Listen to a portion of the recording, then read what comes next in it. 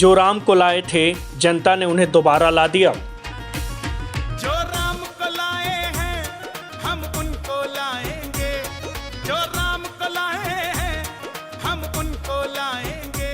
अटकलों का दौर खत्म और चुनाव परिणाम सभी के सामने हैं। आंकड़ों की बाजी में बीजेपी ने 37 साल बाद एक बार फिर इतिहास रचा है। जब बीजेपी दोबारा सत्ता में वापसी की, इन चुनाव परिणामों ने नोएडा को लेकर एक मिथक को भी खत्म कर दिया कि जो मुख्यमंत्री नोएडा आता है वो प्रदेश में दोबारा सत्ता में नहीं आता। इन चुनाव रिजल्टों ने मोदी शाह के बाद बीजेपी की राष्ट्रीय राजनीति में ब्रांड योगी युग की शुरुआत कर दी। साथ ही जब प्रचार के दौरान प्रधानमंत्री ने योगी को उत्तर प्रदेश के लिए उपयोगी के तौर पर प्रोजेक्ट किया था, वह घोषणा भी सही साबित हुई।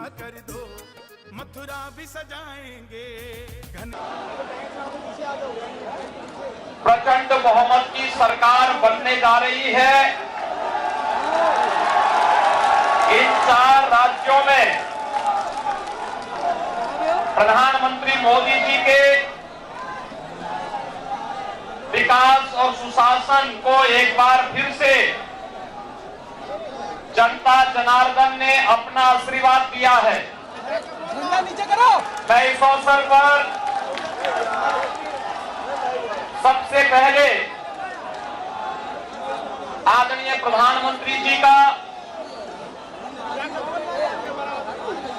आदरणीय राष्ट्रीय अध्यक्ष जी का, माननीय गृह मंत्री जी, माननीय रक्षा मंत्री जी और अपने उन सभी नेताओं का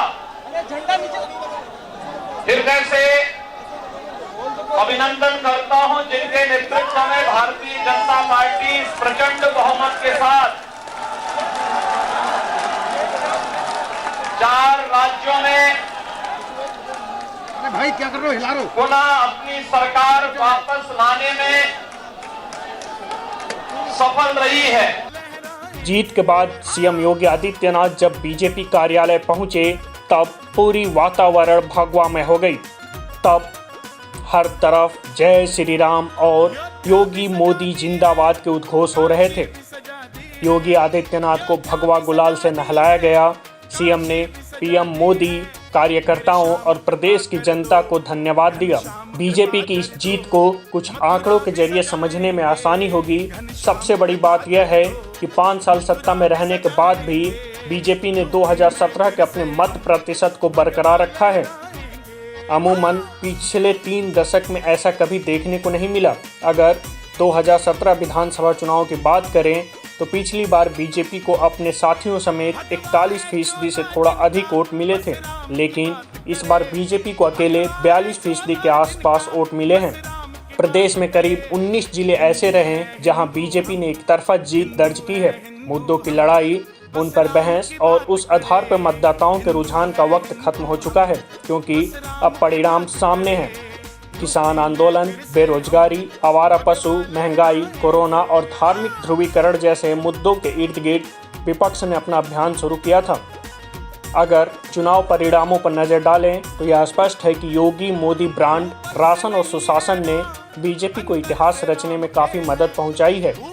5 राज्यों के चुनाव में बीजेपी को 4 राज्यों में पूर्ण बहुमत मिली है। दिल्ली बीजेपी मुख्यालय पर जेपी नड्डा, पीएम मोदी, राजनाथ सिंह और अमित शाह कार्यकर्ताओं का आभार व्यक्त करने पहुंचे। इस दौरान पीएम मोदी ने पहले जनता और कार्यकर्ताओं को धन्यवाद दिया, उसके बाद विपक्ष पर भी जमकर निशाना साधा। बागपत, बड़ौद, शामली, मेरठ, मथुरा, आगरा, हाथरस जैसी सीटों पर बीजेपी के प्रदर्शन ने इस आशंका को भी खारिज कर दिया कि जाट बड़ी संख्या में बीजेपी से नाराज थे और पार्टी को पहले चरण में भारी नुकसान झेलना पड़ेगा। Anand Prakash Singh, news first bureau.